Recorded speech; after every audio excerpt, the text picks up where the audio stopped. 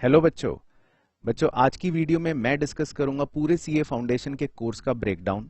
अगर आप अभी क्लास 11th में हैं या क्लास 12th में हैं और आपका भी सपना है सीए बनने का और सीए फाउंडेशन का एग्जाम क्लियर करने का, तो मैं आपको आज पूरी डिटेल में बताऊंगा कि किस तरह से आप अपने 11th या 12th में अगर आप हैं तो किन बातों का ध्यान रखना है, किन सब्जेक्ट्स में ऐसी चीजें होती हैं जो आप क्लास 11th या क्लास 12th में ही पढ़ते हैं और उस समय पढ़ी गई चीजें आपके सीए फाउंडेशन में बहुत हेल्प करती हैं।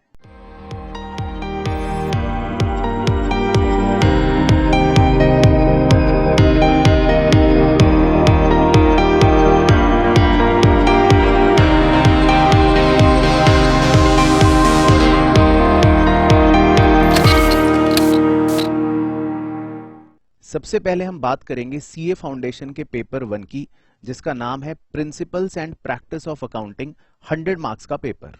तो सबसे पहले इसमें यूनिट 1 में है थ्योरेटिकल फ्रेमवर्क, जिसमें meaning and scope of accounting, accounting concepts, principles, conventions, accounting terminologies, capital, revenue expenditure accounting policy, accounting as measurement discipline, accounting standard, Indian accounting standards. अगर मैं इस यूनिट 1 की बात करूं तो ये आपके क्लास 11th के चैप्टर 1 या चैप्टर 2 या चैप्टर 3 से ही कंपाइल करके बनाया गया है, जिसमें आप meaning, accounting principles, concepts, terminologies, expenditures, policies, ये सारी चीजें पढ़ते हैं, अकाउंटिंग स्टैंडर्ड्स पढ़ते हैं। तो क्लास 11th के चैप्टर 1, 2 एंड 3 जो है वो यहाँ सीए फाउंडेशन के अकाउंट्स के चैप्टर 1 में आपको नजर आएंगे। इसके बाद अगर मैं चैप्टर 2 की बात करूं, यानी अकाउंटिंग प्रोसेस, जिसके अंदर है books of accounts, preparation of trial balance और rectification of errors. Preparation of books के अंदर हमें जर्नल, लेजर या ट्रायल बैलेंस ये सब चीजें बनाने के लिए आती हैं।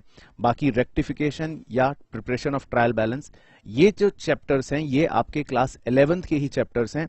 अगर आपने क्लास 11th पढ़ी है या आप अभी क्लास 11th में हो, आपके पास उसकी बुक है, तो आप उसमें देख सकते हैं ये सारे चैप्टर्स आपको क्लास 11th में नजर आएंगे। इसके बाद सीए फाउंडेशन में 3rd चैप्टर है बैंक रिकंसिलिएशन स्टेटमेंट। ये चैप्टर भी आपके पूरे क्लास 11th में ही एक कंप्लीट चैप्टर दिया हुआ होता है। इसके बाद नेक्स्ट चैप्टर है इन्वेंट्रीज। इन्वेंट्रीज का जो चैप्टर है बच्चों, ये आप क्लास 11th में नहीं पढ़ते और ना ही ये आप क्लास 12th में पढ़ते हैं। तो इस चैप्टर के आगे मैंने लिख दिया न्यू मतलब कि ये आप क्लास 11th या 12th में नहीं पढ़ेंगे, ये आपको सीए फाउंडेशन में ही पहली बार पढ़ने को मिलेगा। इसके बाद आगे बढ़ते हैं चैप्टर नंबर 5। चैप्टर नंबर 5 है सीए फाउंडेशन के अंदर डेप्रीसिएशन पर। तो जितने भी बच्चे क्लास 11th के हैं उन्हें पता ही होगा कि ये चैप्टर भी एग्जॉस्टिवली आपके क्लास 11th के ही सिलेबस का होता है। इसके बाद जो चैप्टर नंबर 6 है उसमें से कुछ चीजें आपने 11th में पढ़ी हैं, जैसे आपने बिल्स ऑफ एक्सचेंज, ये क्लास 11th में पढ़ रखा है। Sale of good on approval और रिटर्न बेसिस, ये चैप्टर बच्चों आपके लिए पूरी तरह से नया होता है, यानी कि ना ही ये 11th में है ना ही ये आपके क्लास 12th में होता है। इसके बाद चैप्टर 3 कंसाइनमेंट, ये भी आपके लिए पूरा एक नया चैप्टर होता है। एंड एवरेज ड्यू डेट, ये भी आपके लिए एक पूरा नया चैप्टर होता है। हाँ, ये होते छोटे छोटे चैप्टर्स हैं, बट ये आप कभी भी अपने 11th या 12th में नहीं पढ़ते। इसी तरह एक और चैप्टर है आपका अकाउंट करंट। ये चैप्टर भी आपने 11th या 12th में नहीं पढ़ा होता है और ये भी आपके लिए एक नया चैप्टर होता है। इसके बाद नेक्स्ट हमारे अकाउंट्स के कोर्स में होता है chapter number 7, final accounts of sole proprietor. तो मजेदार बात ये कि क्लास 11th के जो one of the most important या one of the biggest chapters में से एक होता है फाइनेंशियल स्टेटमेंट विद एडजस्टमेंट, वो पूरा का पूरा चैप्टर आपके सीए फाउंडेशन के अकाउंट्स के सिलेबस के अंदर भी सेम होता है। फिर सीए फाउंडेशन में अगला चैप्टर नंबर 8 होता है पार्टनरशिप अकाउंट्स का। इसकी सबसे मजेदार बात ये कि क्लास 12th की जो पूरी की पूरी पार्टनरशिप आप पढ़ते हो, वो पूरी की पूरी पार्टनरशिप ऑलमोस्ट सेम तरीके से हमारे सीए फाउंडेशन के अंदर भी होती है। देन नेक्स्ट चैप्टर है अकाउंट्स में financial statements of non profit organisation. तो क्लास 12th के बच्चे जानते होंगे जो अभी क्लास 12th में हैं कि उनका पहला चैप्टर ही है एनपीओ का। तो सिमिलरली अकाउंट्स के सिलेबस के अंदर फाउंडेशन में आपको एनपीओ वापस से पढ़ना पड़ता है, जो आप वैसे क्लास 12th में पढ़ते हो। तो अभी तक भी आपने देखा हो तो काफी चैप्टर्स आपके क्लास 11th के हैं और काफी चैप्टर्स आपके क्लास 12th के हैं। इसके बाद सीए फाउंडेशन में अकाउंट्स का जो आखिरी हमारा चैप्टर होता है, chapter number 10, introduction to company accounts, जिसमें हम शेयर्स, डिवेंचर्स के बारे में पढ़ते हैं, इशू पढ़ते हैं, फोरफीचर पढ़ते हैं, री इशू पढ़ते हैं, statement of PNL, balance sheet पढ़ते हैं। तो ये सारी चीजें भी एग्जैक्टली हमारे क्लास 12th के स्टडी पार्ट का ही होती हैं, जिसमें अगर आपको पता हो कि आप issue of share, issue of debentures पढ़ते हो अपनी सेकंड बुक में, और स्टेटमेंट ऑफ पीएनएल और बैलेंस शीट पढ़ते हो कंपनी की आप अपनी थर्ड बुक में, यानी कि क्लास 12th का जो आपका शेयर्स और डिबेंचर्स और कंपनी की पीएनएल बैलेंस शीट है, वो पूरा का पूरा यूनिट हमारे सीए फाउंडेशन में भी एज इट इज है। तो सीए फाउंडेशन के जो पूरे 10 चैप्टर्स थे अकाउंट्स का, ये है उसका ब्रेकअप। आई होप आपको ये थोड़ा सा यूजफुल लगा हो। आपने देखा होगा कि इसमें कुछ नए चैप्टर्स हैं, कुछ चैप्टर्स आपके 11th के हैं और कुछ चैप्टर्स आपके 12th के हैं। तो अगर आप अपने 11th और 12th की अभी तैयारी कर रहे हैं अकाउंट्स की, तो इन चैप्टर्स पर फोकस कर सकते हैं जो मैंने आपको यहां पर दिखाए। इसके बाद बात करेंगे हमारे पेपर 2 की। सीए फाउंडेशन में जो पेपर 2 है वो होता है बिजनेस लॉज 60 मार्क्स का, एंड बिजनेस कम्युनिकेशन या बिजनेस रिपोर्टिंग 40 मार्क्स का, जिसको आमतौर पे हम इंग्लिश बोलते हैं। तो जो 60 मार्क्स का बिजनेस लॉ है, तो इसके बारे में मैं कुछ भी चर्चा आपके साथ इसलिए नहीं करूंगा क्योंकि बिजनेस लॉ ना ही आप कभी 11th में पढ़ते हो, ना ही कोई 12th में पढ़ते हो। तो ये आपके लिए एंटायरली एक नया सब्जेक्ट होता है जो आप सीए फाउंडेशन में पढ़ते हो अपने 60 मार्क्स का। इसका जो सेकंड पार्ट है, यानी कि बिजनेस कम्युनिकेशन एंड रिपोर्टिंग, जिसको हम इंग्लिश बोलते हैं, उसमें आप देखोगे कि बहुत सी चीजें आपके कोर्स में सीए फाउंडेशन में वो ही हैं जो आपने पहले अपने इंग्लिश में 10th में या 11th में या 12th में पढ़ी हैं या पढ़ रहे होंगे। जैसे पहला चैप्टर है कम्युनिकेशन का, दूसरा चैप्टर है सेंटेंस टाइप्स का, एक्टिव पैसिव, डायरेक्ट इनडायरेक्ट, तीसरा चैप्टर होता है इसके अंदर आपका types of sentences, indirect speech, इसी तरह वोकैबुलरी जिसके अंदर सिनोनिम्स, एंटोनियम्स, ये सब चीजें होती हैं। इसके अलावा कॉम्प्रिहेंशन, पैसेज, नोट मेकिंग, शायद जो बच्चे 12th में इंग्लिश पढ़ते हो उन्हें पता होगा, ये चीजें सब 12th में भी आप पढ़ते हो। तो इसमें टोटल 13 चैप्टर्स होते हैं आपके। Basic writing, precise writing, article writing, report writing. तो ये 13 के 13 चैप्टर्स जो हैं, फॉर्मल लेटर्स,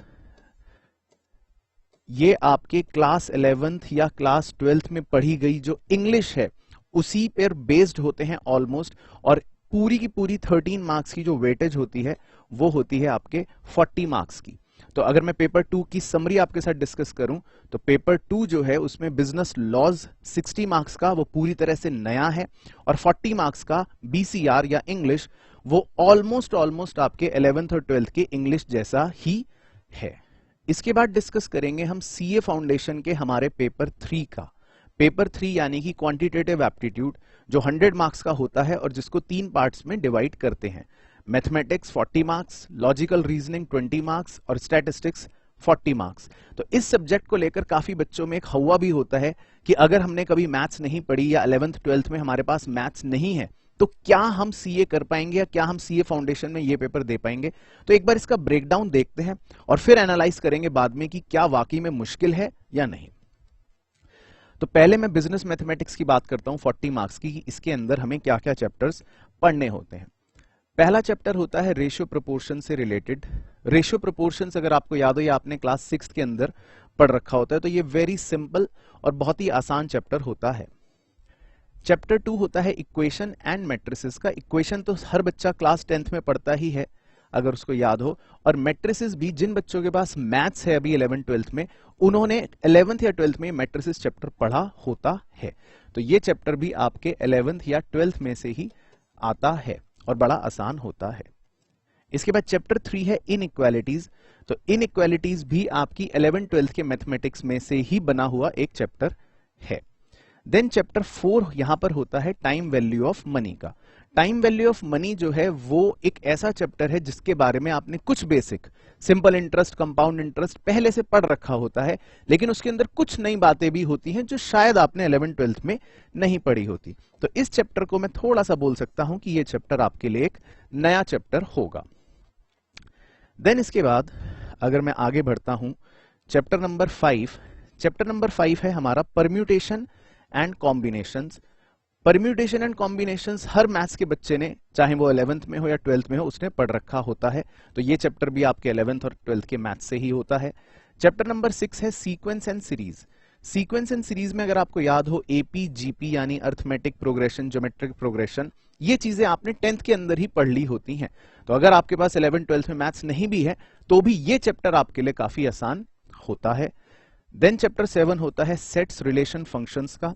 ये चैप्टर भी आपके 11th 12th की ही मैथमेटिक्स से निकाल के बनाया गया है। तो इसमें सारी चीजें सेम ही अप्लाई हो रही होती हैं। एंड लास्ट चैप्टर नंबर 8 होता है डिफरेंशियल एंड इंटीग्रल कैलकुलस, या शॉर्ट में कैलकुलस कह दो। जो आप 11th और 12th के बच्चे मैथमेटिक्स के होते हैं वो इसको पढ़ते हैं। 10th से पहले या 10th तक आपने इसके बारे में कोई जानकारी नहीं ले रखी होती। तो इन शॉर्ट अगर मैं पूरी मैथमेटिक्स की बात करूं, 8 चैप्टर्स इसके अंदर हैं और वो 8 के 8 ही चैप्टर्स अगर किसी के पास मैथ्स है तो उसमें पूरे के पूरे उसके क्लास 12 की मैथमेटिक्स के अंदर कवर हो रहे होते हैं। और अगर किसी के पास मैथ्स 11 12 में नहीं भी है तो भी कुछ चैप्टर्स ऐसे होते हैं जो आपने या तो छठी कक्षा में या 10वीं 9वीं कक्षा में पढ़ रखे होते हैं या काफी आसान होते हैं। इसके बाद आते हैं इसी के पार्ट बी पर लॉजिकल रीजनिंग, जो 20 मार्क्स का होता है। लॉजिकल रीजनिंग के अंदर जितने भी चैप्टर्स हैं वो आपके लिए एंटायरली न्यू है, यानी कि वो आपने अपने क्लास 12th तक कभी भी नहीं पढ़े होते। बट हाँ, ये सारे के सारे चैप्टर बहुत ही आसान होते हैं। इसका नाम भी है लॉजिकल रीजनिंग। लॉजिकल रीजनिंग में आपको कुछ इस तरह के चैप्टर्स देखने को मिलेंगे। डायरेक्शंस, कौन किस दिशा में जा रहा है, सीटिंग अरेंजमेंट, कौन कहां बैठा हुआ है, ब्लड रिलेशंस, किसका किससे रिश्ता है, इस तरह के चैप्टर जो बहुत ही आसान होते हैं। तो ये आप पहले नहीं पढ़ते, बट आप जब पढ़ते हो तो ये काफी आसान आपको लगते हैं। इसके बाद लास्ट सी पार्ट जो है यानी स्टैटिस्टिक्स का 40 मार्क्स का, वो सब बच्चों के लिए एक वरदान है, क्योंकि स्टैटिस्टिक्स एक ऐसा पोर्शन है जिसकी मेजॉरिटी चीजें आप क्लास 11th के अंदर पढ़ते हो। तो वहां पर मैथ्स का रोल नहीं है, चाहे आपके पास मैथ्स नहीं भी हो, बट इकोनॉमिक्स जरूर होती है। तो इकोनॉमिक्स में आपका 11th में स्टैटिस्टिक्स का जो पोर्शन होता है वो यहां पर आपका काफी काम आता है। पहला चैप्टर है स्टैटिस्टिकल डिस्क्रिप्शन, ये आपने क्लास 11th में पूरा एज इट इज पढ़ा होता है। दूसरा चैप्टर है measure of central tendency and dispersion, ये आपने क्लास 11th में पूरा पढ़ा होता है as it is. Chapter 3 probability, ये आपने स्टैटिस्टिक्स में नहीं पढ़ा होता, तो इसीलिए ये चैप्टर कुछ बच्चों के लिए नया है। लेकिन जिनके पास मैथ्स थी या जो बच्चे मैथ्स पढ़ते हैं वो इस चैप्टर को पहले से जानते हैं, क्योंकि उन्होंने प्रोबेबिलिटी मैथमेटिक्स के अंदर पढ़ रखा होता है।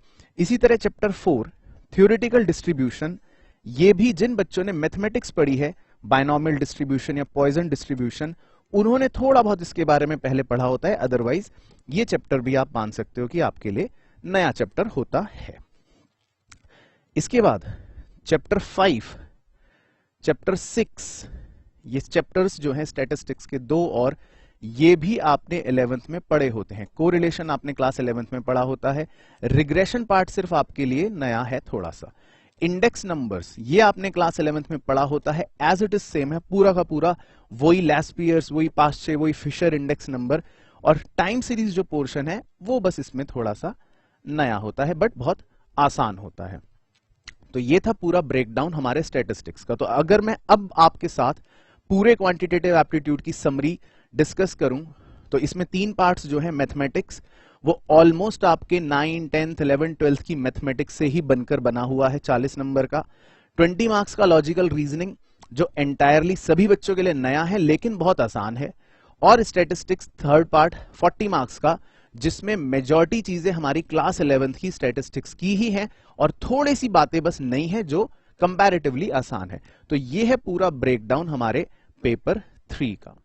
अब आते हैं पेपर नंबर 4 पर, लास्ट पेपर 100 मार्क्स का, जिसमें होती हैं 2 चीजें, business economics and business and commercial knowledge. तो अगर हम पहले बिजनेस इकोनॉमिक्स की बात करें, जो हमारा 60 मार्क्स का पेपर है, तो इसमें हमें 5 चैप्टर्स पढ़ने होते हैं। पहला चैप्टर है इंट्रोडक्शन। इंट्रोडक्शन आपने ये क्लास 11th के अंदर ही पढ़ लिया होता है अपनी इकोनॉमिक्स में। इसके बाद है chapter 2 theory of demand and supply. तो जिन्हें याद हो क्लास 11th माइक्रो इकोनॉमिक्स, या जो बच्चे पढ़ रहे हो, तो वो डिमांड और सप्लाई चैप्टर को बहुत अच्छे से पढ़ेंगे अगर, तो उनको सीए फाउंडेशन के इस इकोनॉमिक्स में काफी फायदा मिलने वाला है। इसके बाद चैप्टर 3 है theory of production and cost. Theory of production and cost भी आपने माइक्रो इकोनॉमिक्स में ही क्लास 11th के अंदर पढ़ रखा है या आप शायद पढ़ रहे होंगे। तो प्रोडक्शन बिहेवियर और कॉस्ट के बारे में अगर आप अच्छे से पढ़ते हो क्लास 11th में तो ये भी आपके सीए फाउंडेशन में बड़ा काम आता है। इसके बाद चैप्टर नंबर 4 जो है ये है price determination in different markets. तो ये भी चैप्टर, मजेदार बात ये है कि क्लास 11th में बच्चे को माइक्रो इकोनॉमिक्स में पढ़ाए जाते हैं दोनों चैप्टर्स, फॉर्म्स ऑफ मार्केट भी और प्राइस डिटर्मिनेशन भी। और लास्ट चैप्टर नंबर 5 जो है बिजनेस साइकिल्स, ये बस आपने पहले 11th या 12th में नहीं पढ़ा होता, ये आपके लिए पूरी तरह से एक नया चैप्टर है। तो अब सबसे इंपॉर्टेंट चीज बोलने जा रहा हूं कि अगर मैं इस पेपर 60 मार्क्स की बात करूं बिजनेस इकोनॉमिक्स की, जिसमें 5 चैप्टर्स हैं आपके, तो पहले 4 चैप्टर्स आपने क्लास 11th के अंदर माइक्रो के अंदर पढ़ रखे होते हैं। तो लगा लो 5 में से 4 चैप्टर आप ऑलरेडी 11th में पढ़ चुके हो, लेकिन 11th में अगर आपने अच्छे से पढ़ रखा है माइक्रो इकोनॉमिक्स तो आपको यहां पर बहुत बेनिफिट होने वाला है। तो पहला पार्ट जो 60 मार्क्स का है बिजनेस इकोनॉमिक्स, वो तो आप समझ लो कि 11th के माइक्रो इकोनॉमिक्स से ही एक्सट्रैक्ट करके बनाया गया है। इसके बाद जो दूसरा पार्ट है 40 मार्क्स का, बिजनेस एंड कमर्शियल नॉलेज, ये मैं आपके साथ डिस्कस नहीं करूंगा क्योंकि इसके अंदर जो 6 चैप्टर्स हैं वो बेसिकली पूरे के पूरे नए हैं, या इनफैक्ट आप समझ लो ये जो छोटा सा सब्जेक्ट है या जो छोटा सा पार्ट है ये एंटायरली नया पार्ट है। इसके बारे में आपने ना ही 11th में ना ही 12th में कभी पढ़ा होता, बट हाँ जो बेसिक बिजनेस इसमें नॉलेज चाहिए या बेसिक अवेयरनेस चाहिए उतना पोर्शन बस हमने पढ़ रखा है या सुन रखा होता है न्यूज में, लेकिन इसके जो चैप्टर्स हैं वो सारे के सारे हमारे लिए नए होते हैं। तो इतना पार्ट जो है वो हमारे लिए एक नया पार्ट है। तो अगर मैं 4th पेपर की समरी बनाऊं 100 मार्क्स की, तो 60 मार्क्स का जो इकोनॉमिक्स वाला पोर्शन है वो आपके क्लास 11th के ही माइक्रो इकोनॉमिक्स से निकाला गया है, और 40 मार्क्स का कमर्शियल नॉलेज जो है वो थोड़ा सा नया है बट इजी है। तो ये था बच्चों पूरा ब्रेकडाउन चारों पेपर्स का सीए फाउंडेशन का। आई होप आपको ये वीडियो काफी फ्रूटफुल लगी हो। मैंने चारों पेपर्स का ब्रेकडाउन डिस्कस करा सिलेबस के साथ, और अगर आप अभी क्लास 11th या क्लास 12th में पढ़ाई कर रहे हो या आने वाले हो तो किन चीजों पर आपको ध्यान लगाना है या किन चैप्टर्स को आपको अच्छे से पढ़ना है जो आपको फाउंडेशन में हेल्प करेंगे, आई होप आपको इसकी मदद जरूर मिली होगी।